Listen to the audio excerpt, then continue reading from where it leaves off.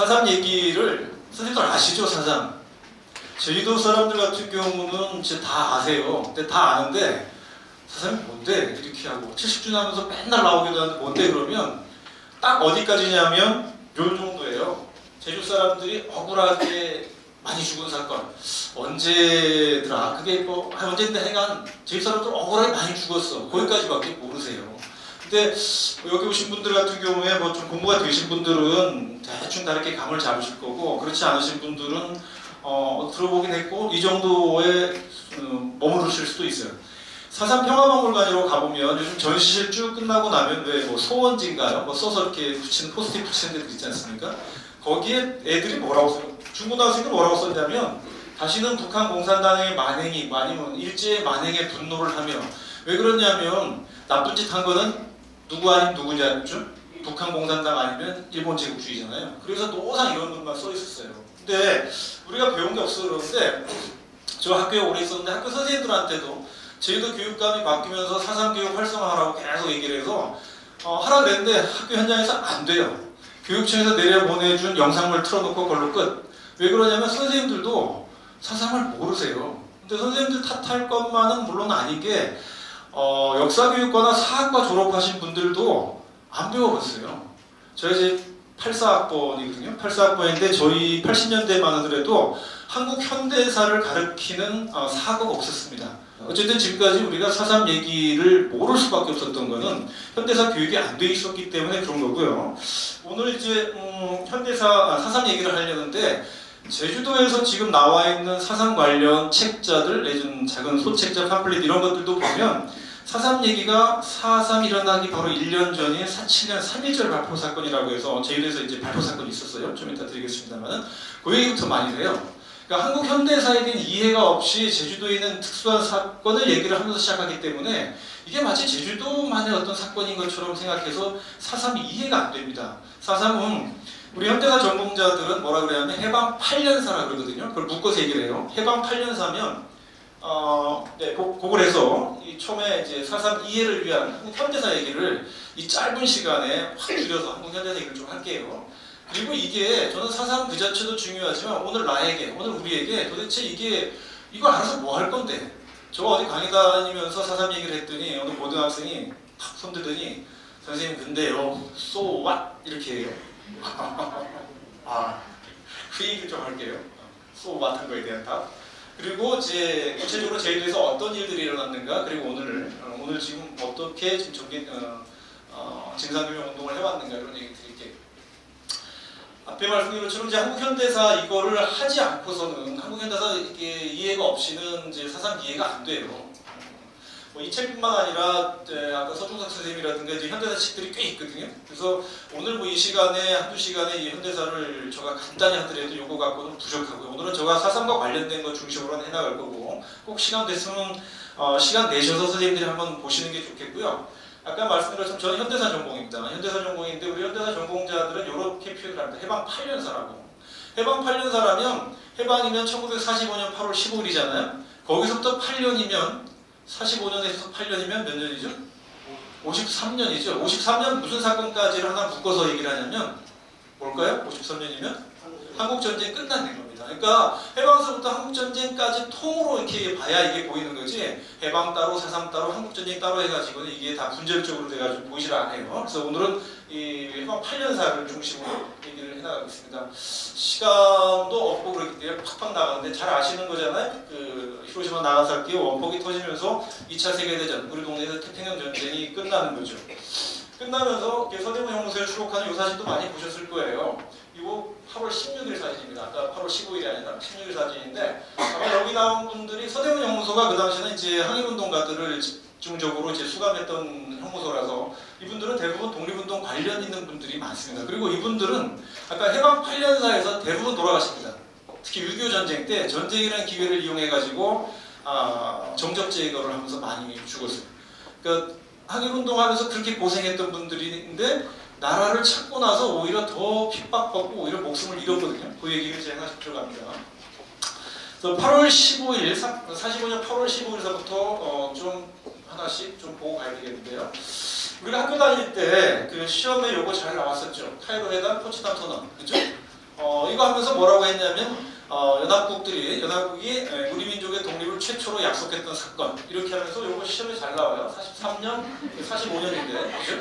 학교 다닐 때 생각나죠. 근데 한번 생각해보자고요. 연합국들이 전쟁하기도 바쁜데 조선 애들 식민지 생활은 너무 불쌍해. 우리 힘도 있고 우리 정의의 사자니까 조선 애들 독립시켜주자고 이렇게 하려고 카이로에 모이고 포츠담에 모였겠어요? 그건 아니죠. 초등학생에서 그렇게 물으면 아니라 그럴 텐데 우린 그렇게 배웠어요. 연합국이 우리 해방시켜주기 위해서까지는 아니지만 여기 모여서 우리 민족의 독립을 약속했다 그랬어요. 카이로 선언, 포츠담 선언이 요 얘기를 봐야 될 건데 왜 걔들이 그럼 이런 얘기를 했을까? 그리고 실제 카이로에서 나온 얘기에 한국에 대한 얘기 딱 요거예요. In due course 해가지고 Korea shall become free and independent. 요 앞에 거 빼버리고 뒤에 거만 하면 프리해지고 인디펜던해질 것이다. 요거잖아요. 근데 앞에다 in due course는 또 뭔데? due라는 게 적절한, 적당한 이런 뜻이고 course라는 게 과정, 절차. 이럴 때는 in을 지나서 통과한 뒤에라고 봐야 되는 거예요. in이. 그래서 적절한 절차를 통과하고 난 뒤에 요거다 프리하고 인디펜던트 해줄 거란 말이죠. 아니 이 사람들이 정말 우리 민족의 독립에 그렇게 해주고 싶었다면 전쟁 끝나 일본 망하면 바로 독립 이렇게 할 텐데 그렇지 않았단 말이죠. 왜 이런 이야기를 할까? 카이로 포츠담 도대체 왜 모였을까? 그걸 이 카이로 회담을 대학 교재에 뭐라고 나와 있냐면요. 전후 세계 질서 재편성을 위한 회의 이렇게 나와요. 전후 세계 질서 재편성. 굉장히 세련되게 표현한 거예요. 전쟁이 끝나고 나서 세계 질서를 재편성한대요. 자, 그럼 이게 무슨 말일까? 전쟁을 하면요, 고대서부터 전쟁을 하고 나면 진 나라, 이긴 나라가 있죠. 그러면 이긴 나라가 진 나라를 점령하거나 조공을 받거나 이렇게 하죠. 그렇죠? 근데 이게 전쟁이 1대1로 하면 문제가 쉬워요. 내가 너를 먹으면 되는 거거든요. 근데 이 전쟁은 1대1이 아니었잖아요. 복잡해져요. 그러면 무슨 문제가 생기겠어요? 우리가 얘네가 이제 이길 건 뻔해졌어요. 카이로가 43년인데 43년이 소위 추축국이라고 하는 이탈리아, 독일, 일본 중에 이탈리아가 손든 때예요. 이탈리아 딱 손드니까 카이로에 모여가지고 첫 번째 야 이제 끝났거든. 그냥 항복하지 그래. 항복 권유. 이건 앞에 한 거고. 두 번째가 뭐냐면 두 번째 얘기가 아까 전후 세계 질서 재편성을 위해서 모였어요. 무슨 얘기죠? 저 책엔 그렇게 썼습니다. 전리품 분배 회의. 이해되시겠어요? 그걸 하려고 모인 거예요. 그러면서 그 당시 한반도는 누구 땅이면 일본 땅이죠. 한반도 일본 땅이에요. 패전국 일본 땅이잖아요. 그럼 패전국 일본 땅이 한반도를 누가 먹을까? 결정을 못한 거예요. 결정을 못한 상태에서 그러면 그냥 둘 게 아니라 일단 떼내자. 떼내자 하는 게 이 표현이에요. 실제 우리 민족의 독립이 중요한 게 아니라 일본에 그냥 둘 게 아니고 이걸 떼내겠다는 표현이 이겁니다. 이 얘기밖에 없어요. 카이로대는. 포츠담 선언은 바로 망하기 한 달 전에 45년 7월에 다시 한번 압박을 하는 거죠. 이제 손 들지. 독일도 끝났거든. 이렇게 하면서 일본도 이제 손 들어라 이렇게 한 거고요. 자, 그래서 가장 중요하게 우리 사실 봐야 될 게 자존심 상할지 모르겠지만 우리 교과서에서 그렇게 배우고 또 우리 한국운동가들이 가열차게 싸운 건 맞긴 맞지만 결정타로 일본이 망한 거는 우리 독립운동가들이 해서 망한 건 아니죠. 그죠? 연합국들이 이제 싸워서 연합국에 패배해가지고 일본이 망하는 바람에 우리가 해방된 겁니다. 이건 뭐 자존심 상할지 모르지만 우리 인정할 거 인정하고 가야 돼요. 그러니까 우리의 힘으로 이룬 독립 해방이 아니기 때문에 우리 현대사가 상당히 꾸려들어가기 시작하는 겁니다. 아까 카이로 선언의 주요 내용을 이렇게 요약을 했는데 삼국은 일본의 침략을 저지 응징하나 뭐 영토 확장 의사가 없다 이런 식으로 이제 뺑기를 치는 거죠. 사실은 가장 핵심적인 것은 식민지 독립시킨다는 말은 아니에요. 침략을 저지 응징하겠다고 했지만 조선 독립시켜주겠다는 얘기는 아니고 아까 특별조항에서 이게 나온 거고 승전국이 개입하겠다는 말이 인듀크스라는 얘기예요. 개입하죠. 우리가 입장을 바꿔 생각해 봅시다. 우리가 미군이에요. 태평양에서 굉장히 많이 피 흘렸어요. 걔네들도. 근데 그 피를 당연히 보상받아야죠. 우리가 한국인이라고 생각하지 말고 미군이라고 생각해 봅시다. 어쨌든 간에 국제관계는 힘의 논리가 작용하는 것이고 전쟁이 끝나고 나면 전쟁 승전국은 당연히 패전국에 대해서 점령하거나 뭔가를 받아내 전쟁 배상금은 다 받아내는 거예요. 근데 당연히 우리나라는 그 당시 코리아가 아니라 원래는 일본이기 때문에 일본국 영토였기 때문에 그거에 대한 어떤 컨트롤 그 힘은 사실상 승전국한테 상당히 있는 겁니다. 그리고 이제 아까 카이로 선언 끝나자마자 얘하고 다시 테헤란으로 갑니다. 그래서 스탈린을 만나요. 이제 장제스 빼지고 그래서 테헤란 회담을 하는데 43년이죠. 이때 루즈벨트가 뭐라 그러냐면 한국인은 완전한 독립을 얻기 위해서 40년간의 수습기간을 필요로 한다 이렇게 얘기를 했고 스탈린이 그래 그럴만하다 이렇게 했는데 자 전쟁이 끝나고 나서 미국은 한반도를 먹고 싶은 겁니다. 근데 1차 세계대전 이후나 그때는 이제 식민 지배를 직접 지배를 해요. 그러니까 우리 같으면 이제 조선 총독부가 들어와서 일본 애들이 직접 통제를 하죠. 근데 직접 지배를 해보니까 통치 비용이 굉장히 많이 듭니다. 독립군 하나 잡기 해가지고 일본 순사 1000명이 붙어야 되는 거예요. 그래서 사실 2차 세계대전 넘어갈 때부터는 다 간접 지배 형태로 바뀝니다. 그러니까 식민지 애들 중에 똘똘하고 말 잡는 애를 내세워놓고 뒤에서 리모컨으로 조절하면 되는 겁니다. 이렇게 바뀌기 때문에 그걸 위해서 40년간 수습기간을 두고 싶다 이런 얘기를 했고 스탈린은 근데 이때 왜 한반도에 그렇게 욕심을 안 냈냐면 얘네들은 사실은 1904년 5년에 러일 전쟁의 개박살 난 그 아픔이 있어요. 얘네들의 관심은 한반도보다는 사할린 홋카이도 일본 열도로 이어지는 겁니다. 그래서 그래 미국이 이쪽을 신경 쓰면 자기네는 러일 전쟁 때 뺏긴 사할린 땅 그거 하고 여차하면 홋카이도까지 먹고 그러면 일본을 자기들은 흔들 수 있다. 러일 전쟁의 그 깨진 그 칭평 러일 전쟁은 사실 세계사에서 우리 그 동양하고 이렇게 서양에서 러일 전쟁에서 일본이 승리했을 때 우리나라에서도 굉장히 환호했어요. 우리나라에서 동남아시아 더 말할 것도 없고 이게 18, 19세기 오면서 이제 서세 동점이라고 해서 서양 세력이 천천히 밀려오면서 그 믿었던 중국이 아편 전쟁으로 무너지기 시작하고 다 깨지는데 일본이 계속 내세운 얘기가 한중일 단결해서 백인들 막아내자. 우리 한중일 황인종 국가가 백인 막아내자 그러면서 그런 논리를 펴는 과정에 저 유럽의 이따만한 러시아가 요만한 섬나라 일본한테 박살났거든요. 그래서 동양 사람들은 이 러일 전쟁의 승리를 너무 좋아했어요. 우리나라 사람들도 여기 박수 많이 쳤어요. 안중근이 사실 그 이토를 쐈을 때 좀 본론에서 벗어난 얘기인데 국내에서도 성각자들만 박수를 쳤지 대부분 사람들이 손가락질했어요. 이토의 그 원대한 구상을 이해하지 못하고 이 과정에서 조선 사람들이 조금 불편하다고 해서 이토를 쏘다니 이런 얘기를 했었어요. 국가 차원에서 사죄단 간 건 말할 것도 없고 우리나라에서 지식인이라고 하는 사람들마저도 지금 같으면 조중동에서 그렇게 떠드니까 맞아. 조선에 좀 철딱선이 없는 안중근이라는 얘가 큰일 났네 이거. 이런 분위기였어요 실제로. 우리 지금 세월 지나서 일본한테 식민지 겪고 나서 이렇게 배웠지 그 시대 사는 사람들은 안중근 욕 많이 했어요 그때. 왜? 한중일이 단결해가지고 백인 막아내야 되는데 거기에 리더격인 이토를 쏘다니 이런 분위기가 컸단 말이에요. 좀 이따 친일파 얘기도 하겠지만 친일파의 뿌리의 사상적 흐름이 그렇습니다. 그래서 스탈린은 이렇게 동의를 했던 거고 미국 같은 경우는 이제 한반도를 한 40년간 쭈물락거리면서 자기네 영향권 내에 놓겠다라는 그런 의도를 보였었죠. 아까 카이로 회담 했던 카이로 가니까 여기 있더라고요. 몇 년 전에 세웠어요. 우리나라에 세웠는데 이렇게 해서 자 아까 제가 보여줬던 카이로 회담의 문장하고 이게 카이로 디클러레이션인데 뭔가 조금 이렇게 그렇지 않나요? 뭐가 달라졌죠? 인듀코스가 없어요. 이건 우리나라 정부에서 물론 이제 문재인 정부 이전 정부 그 정부에 세운 거예요. 인듀코스를 싹 빼면 인듀코스 빼고 이것만 보면 괜찮잖아요. 코리아시아 지금 프리해지고 인디펜던트해질 거다. 얼마나 좋은 얘기예요. 그러니까 마치 이것만 보게 되면 연합국이 우리를 위해서 시혜를 베풀어주는 것처럼 이렇게 해놨죠. 유나이티드도 하는 것도 마찬가지고 예전 정부에서 이런 식으로 해놨어요. 카이로 가면 이게 한 3년 됐나? 가면 이렇게 되고 어두울 때 찍었는데 바로 이거 저 기자지구 저 피라미드 있는 바로 앞에요. 저가 왜 이렇게 자꾸 이런 사진을 시간분들 보여주냐면 작년 이맘때 좀 갔다 오고 잘 안 하려고. 이게 메나우스라는 곳인데요.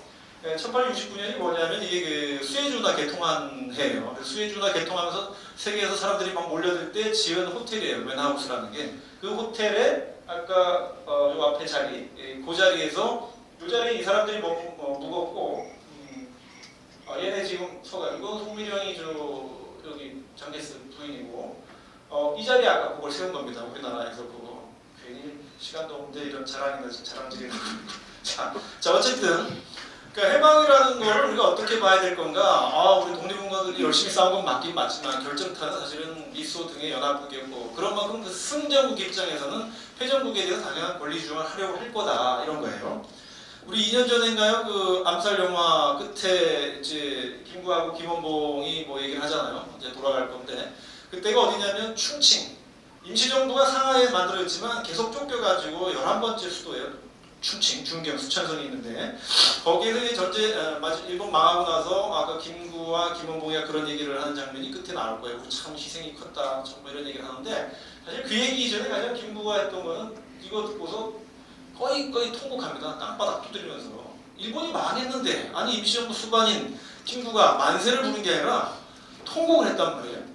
참 납득이 안 될 얘기가 있긴 하지만 이게 무슨 얘기냐면 웬만큼 이제 세계 정세를 읽는 사람들은 일본이 망할 거는 다 이제 읽은 거예요. 그래서 대충 볼 때 일본이 망할 게 한 45년 10월, 11월 이 정도로 본 겁니다.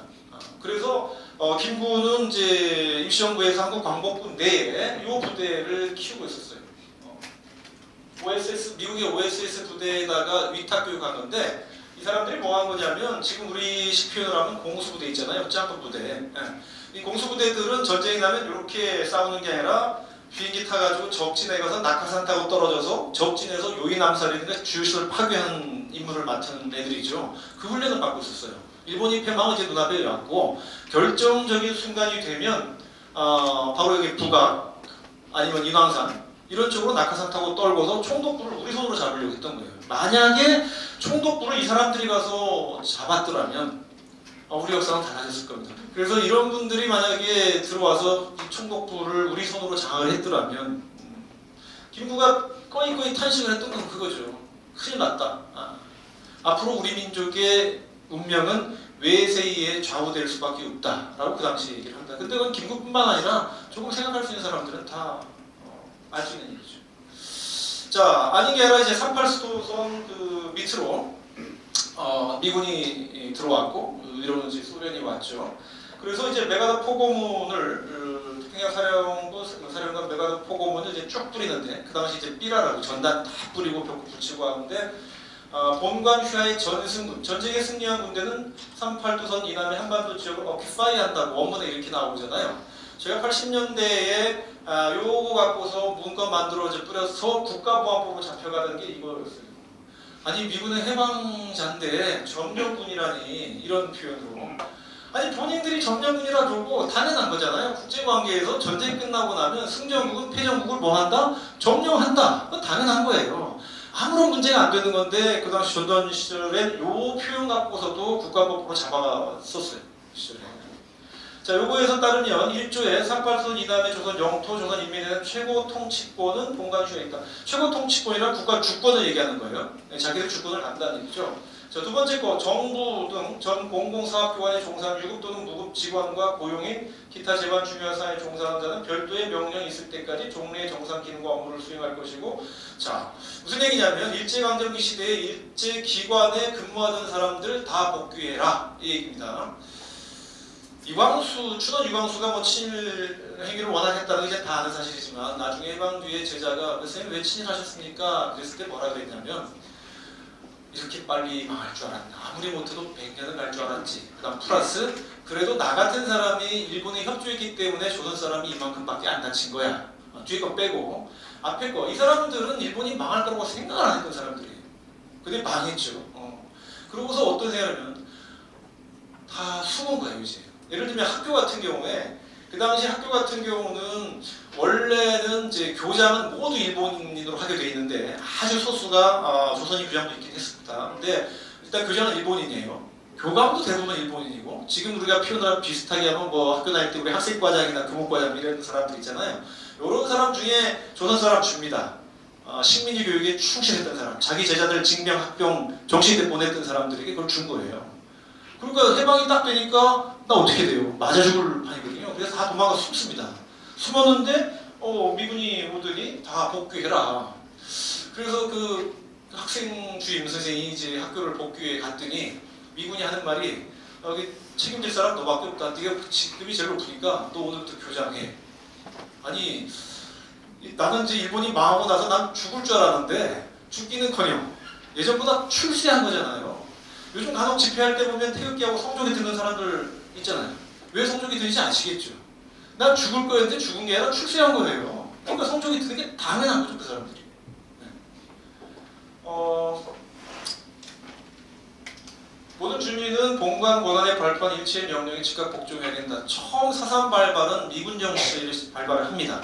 대규모 학살은 이승만 정권 때 학살이 있었지만 첫 발발은 미군 정 때예요. 그래서 미군 정 때 그냥 사람을 쏘아 죽인 법적 근거가 이겁니다. 복종해라. 그 다음 뭐 영어를 공용어로 한다. 영어를 공용어로 한다 이 말 자체가 산발소선 이남은 지금 누구 땅이다? 미국 땅이라는 얘기예요. 미국 군사정부 줄여서 미군정 그럽니다. 자, 오늘 핵심 테마가 이겁니다. 그리고 오늘 핵심 테마라는 건 이 강의 핵심 테마도 하지만 지금 우리가 살아가고 있는 2018년 지금의 핵심 테마도 사실은 이겁니다. 일본이 망하고 난 뒤에 이 한반도 땅은 누구 땅인가? 이 그림은 지금 소련군하고 미군하고 한반도에서 만난 거예요. 일본 무장 해제하면서 만난 거예요. 이 사람들이야말로 전승군이에요. 이 땅은 패전 후 일본 땅이에요. 패전 후 일본 땅에 전승국이 와서 갖는다. 아니 기분 나쁘긴 하지만 그렇게 기분 나쁘고 니들이 나라 뺏기지 말든지 니들이 나라를 찾든지 하지. 우리가 찾아줄 건데 우리 권리가 있는 거 아니요? 이게 이 사람들의 입장이죠. 입장 바꿔 생각해보자고요. 우리가 한국 사람이 아니라 미군이라고 태평양 전쟁에서 내 동료들이 우리 소대원이 3분의 1이나 죽었어요. 그냥 돌아가야 돼요? 나 받아야지 뭔가 받아야죠. 이거 자기네 땅이라는 거잖아요. 이거는 이제 여운형 선생인데 여운형 선생은 아무리 그래도 그렇지 이거는 수천년 된 우리 땅인데 일본이 잠깐 점령한 건데 일본이 어쨌든 망했으니까 이건 우리 땅이다. 그래서 이분 같은 경우도 이미 이제 국제정세를 읽으면서 일본이 망하기 전에 44년에 건국동맹 일본 좀 이따 망한다. 그러면 나라를 세워야지 건국해야지. 그래서 건국동맹이라는 걸 전국적인 단위로 다 조직을 해요. 그리고 실제 일본이 망할 때 8월 들어와서 이제 그 항복하기로 다 결정이 됐을 때 총독부에서 여운형 선생을 초빙합니다. 그래서 우리 저거 손든다. 그러니까 이제 당신이 좀 나서서 치안 유지를 해가지고 조선 사람들이 일본인에게 그 해코지하지 않게 도와달라. 그래서 여운형은 뭐 좋다. 그럼 우리 치사하게 그래도 안 할 거니까 무기 넘겨라. 3개월치 식량 넘겨라. 그럼 우리 할게. 뭐 이런 얘기까지 할 정도로 준비했던 사람입니다. 그래서 이 건국 동맹이 일본이 딱 망하니까 건국준비위원회 이렇게 이름을 바꿨어요. 그래서 우리 흔히 줄여서 건준 이럽니다. 그러니까 우리가 준비를 한 거고 이건 우리 땅인 거죠. 이 대립입니다. 여러분 어떻게 생각하세요? 일본이 망했어요. 전쟁에서 졌어요. 이 땅 승전국 땅이에요? 아니면 우리 땅이에요? 이걸 고민하면서 가봅시다. 지금은 사라진 건물이죠. 조선 청국도 건물. 뭐 저랑 뭐 비슷한 나이 있는 사람들은 이제 다 아는 건물이지만 요즘 분들은 이 건물 안 봐봤죠. 요 바로 저기 뭐야? 광화문 뒤죠? 앞이 아니라 헷갈린다. 광화문 앞 뒤에죠? 이렇게 있었는데 청독부 건물이었고 일본이 나간 다음에 정부종합청사로 썼어요. 이거 김영삼 정권 때 이거 좀 식민 잔재다 해서 이렇게 다 헐어버린 거고 요 위에 요 돈 부분만 지금 저기 독립기념관에 야외에 가 있을 겁니다. 어쨌든 이 청독부 건물이에요. 한동안 일장기가 있었던 거잖아요. 여기 이제 성조기가 올라갑니다. 미국 땅이라는 얘기죠. 이때부터 미국 군사정부라고 해서 38선 이남에는 유일한 정권이 이게 들어선 거고 우리는 건국준비위원회가 자 그러면 이제는 각 마을 단위로 가서 밑에서부터 조직해서 위원회를 꾸려가지고 나라를 만들자. 그래서 이름을 이제 인민위원회 이렇게 바꿔서 나라를 세울 준비를 합니다. 앞에 아까 말씀드렸는데 저희도 교육감이 원래 또 선거구나. 그 4년 전에 선거에서 이제 소위 진보적 인사가 교육감에 당선되는 바람에 사상교육 활성화하라 해서 학교에다 막 이렇게 했는데 안 되잖아요. 앞에 제가 말씀드린 것처럼 선생님들도 모르고 특히 여전히 교장 선생님들이 이게 싫어하세요. 그래서 교육감이 하루 날 부르더니 저희 동네 고등학교 교장 교감 다 모아갖고 이제 강의하라고 그래서 처음 했어요. 내가 그때 현직에 있을 때라 우리 학교 교장 선생님도 앉아 계시고 여기 딱 해서 인민위원회 딱 하니까 뒷자리에 앉았던 교장 선생님이 어이 강사 양반 당신 종북이지? 예? 그 왜 그런 말씀하세요? 인민 얘기를 하는 거 보니까 당신 종북 맞네. 아 그렇구나. 그래서 현대사 얘기를 할 때 역사 용어에 대한 사전 이해가 없어가지고는 당장 그렇게 그분들은 인민자들은 경기를 하실 수밖에 없어요. 이해는 합니다. 그래서 현대사 공부할 때는 일단 이제 용어를 몇 개 좀 보고 와야 될 텐데요. 인민이라는 표현은 우리 삼국사기 고려사 조선왕조실록 쭉 이렇게 인민으로 나옵니다. 왕조실록을 제가 다 뒤져봤더니 인민이라고 나온 편이 3000, 국민이라고 나온 게 200 이렇게 나오는데 조선왕조실록의 국민은 어떤 때 나오냐면 여진족인데 우리한테 귀화했어요. 귀화는 이때부터 너도 우리의 국민이다 이렇게 해요. 근데 국민 된 다음부터는 다시 국민 표현 안 씁니다. 다 인민이라고 써요. 국민이라고는 아까 말씀드린 것처럼 이런 문제들 그러니까 국적을 분명히 해야 될 때 쓸 때만 국민이라고 그러고 나머지는 다 그냥 인민이라고 썼어요. 그리고 해방정국의 일제강점기 해방 때 계속 인민이라고 씁니다. 근데 우리한테 익숙한 국민은 언제 쓰인 거냐면 국민이라는 건 거의 안 쓰이다가 일본 이제 패망할 때 태평양 전쟁 한참 되면서 41년에 지금은 우리 초등학교 있죠. 초등학교를 일제강점기 때는 뭐라고 했던지 아세요? 소학교. 심상 소학교 있었어요. 근데 41년에 태평양 전쟁하면서 이름을 국민학교로 바꿨어요. 그때 일본에도 그랬고 일본 땅인 한반도에도 그랬고 다 국민학교 바꿨는데 이게 뭐냐면 이 기둥이 황국신민서사지주한 건데 천황폐하 국가의 신하이자 백성으로서 맹세를 하는 그런 기둥이에요. 여기 다 세워놓고 매일 아침마다 이렇게 궁성요배하고 동쪽 향해서 절도하고 황국신민서사 이렇게 해가지고 왜 우리 저 스포츠 이런 갈 때 선서하는 것처럼 나는 뭐 천황폐하에 충직한 신하이자 백성으로서 뭐 어쩌고저쩌고 것을 맹세한다 뭐 이런 거 한 5개인가? 그거를 매일 아침마다 해요. 이거를 하는 게 41년서부터 하면서 학교 이름을 소학교에서 국민학교로 바꿨죠. 그게 무슨 얘기냐면 소위 말해서 이제 우리 지금 그 초등학교인 엘리멘터리한 정도의 교육 목표가 뭐로 바뀐 거냐? 엘리먼터리한 교육 목표는 이 학교를 졸업하면 어떤 인간을 만들라? 천황폐하를 위해서 모든 걸 던질 수 있는 인간 만드는 게 첫 번째 목표가 되는 거예요. 그래서 학교 이름을 국민학교로 바꾼 겁니다. 그때부터 우리한테 익숙해진 게 국민이 됐어요. 그런데 일본은 패망하고 나서 다시 다 소학교로 바꿨습니다. 45년 바로. 근데 우리는 저랑 비슷한 분들은 국민학교 졸업했죠. 그렇죠? 그리고 그때만 해도 학교 다니면서 나보다는 우리 학교가, 나보다는 우리 나라가 항상 우선시하면서 천황폐하는 없어졌지만 천황폐하 그 자리에다가 국가라는 게 있었고 사실상 국가는 추상적인 거고 그 추상적인 국가는 권력자예요. 나보다는 박정희가 였어요 사실은. 그래서 이제 국민학교 했고 우리가 국민이라는 용어를 쭉 썼던 거죠. 해방정국만 해도 국민이라는 표현 별로 안 썼다고요. 요 때만 썼고 일제 말기서부터 쭉 써갖고 근데 북한 북쪽에서가 이제 인민이라는 표현을 워낙 즐겨 사용하기 시작하면서 인민이라는 용어를 이제 슬슬 빼기 시작했죠. 저랑 비슷한 시절 학교 다녔던 분들 음악 시간에 우리 이런 노래 불렀었어요. 동무들하고 놀아서 이거 있었잖아요. 이제 안 쓰잖아요. 북한 쪽에서 하는 것들을 이제 다 빼기 시작한 겁니다.